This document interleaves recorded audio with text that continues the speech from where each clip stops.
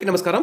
ఏపీలో B Ed, DEd పూర్తి చేసి డీఎస్సీ కోసం ఎదురుచూస్తున్న అభ్యర్థులకైతే చంద్రబాబు ప్రభుత్వం అయితే కీలక గుడ్ న్యూస్ అయితే చెప్పిందని చెప్పుకోవచ్చు. మెగా డీఎస్సీలో ఉద్యోగాలు సాధించిన అభ్యర్థులకు మంత్రి లోకేష్ అభివాదం చేస్తున్నటువంటి దృశ్యం ఇక్కడ కనిపిస్తుంది.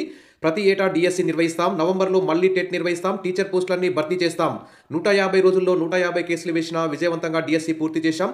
గురువుల మార్గదర్శనం వల్లే నేను ఈ స్థాయికి చేరుకున్న మెగా డీఎస్సీ నియామక పత్రాల పంపిణీ కార్యక్రమంలో మంత్రి లోకేష్ అయితే ఈ విధంగా కీలక ప్రకటన చేశారు. ఇక ప్రతి ఏటా డీఎస్సీ వేస్తామని చెప్పడం ఇదొక గుడ్ న్యూస్. కానీ ఈసారి వేసిన మాదిరిగా కాకుండా స్టేట్ మొత్తానికి ఒకే ఎగ్జామ్ పెట్టాలి, లేకుంటే ప్రతి జిల్లాకు ఒక ఎగ్జామ్ పెట్టి కామన్ పేపర్ పెట్టాలి.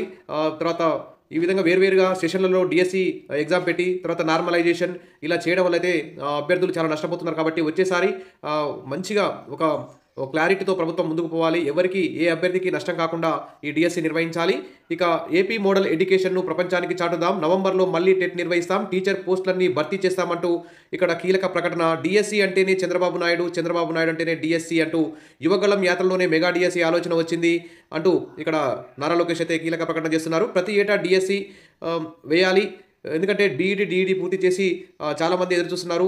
బడుగు బలహీన వర్గాలకు చెందినటువంటి చిన్నారులకి విద్యాబుద్ధులు నేర్పించడం కోసం మరి డబ్బులు ఉన్నవారంటే గవర్నమెంట్ ప్రైవేట్ కాన్వెంట్ స్కూళ్ళలో, కార్పొరేట్ స్కూళ్ళలో చదువుతారు. కానీ పేదవారు గవర్నమెంట్ స్కూల్కి వస్తారు కాబట్టి టీచర్ పోస్టులు ఎప్పటికప్పుడే భర్తీ చేయాల్సినటువంటి అవసరం ఉంది. ఇక ఈసారి భిన్నంగా వేదిక అయితే ఏర్పాటు చేశారు. డిఎస్సి నియామక పత్రాలు అందించే కార్యక్రమ వేదికను రాష్ట్ర ప్రభుత్వం భిన్నంగా ఏర్పాటు చేసింది. ప్రతిసారి వేదిక ముందు ప్రజలు ఉండే విధంగా ఏర్పాటు చేసేది. అయితే ఈసారి వేదికను ప్రజల మధ్యలో ఏర్పాటు చేసి 4 వైపుల ర్యాంపులను ఏర్పాటు చేసింది. అభ్యర్థులకు జిల్లాల వారీగా గ్యాలరీలు ఏర్పాటు చేసి అక్కడ కూర్చోబెట్టారు. సభ వేదికపైకి చేరుకున్న చంద్రబాబు, లోకేష్, మాధవ్ 4 వైపులా ఉన్న ర్యాంపులపై నడుచుకుంటూ అభ్యర్థులకు అభివాదం చేశారు.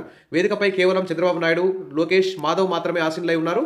ఇది డిఎస్సి ఉపాధ్యాయ నియామకాలకు ఎంపికైన అభ్యర్థులకు అభివాదం చేస్తున్న ముఖ్యమంత్రి చంద్రబాబు నాయుడు.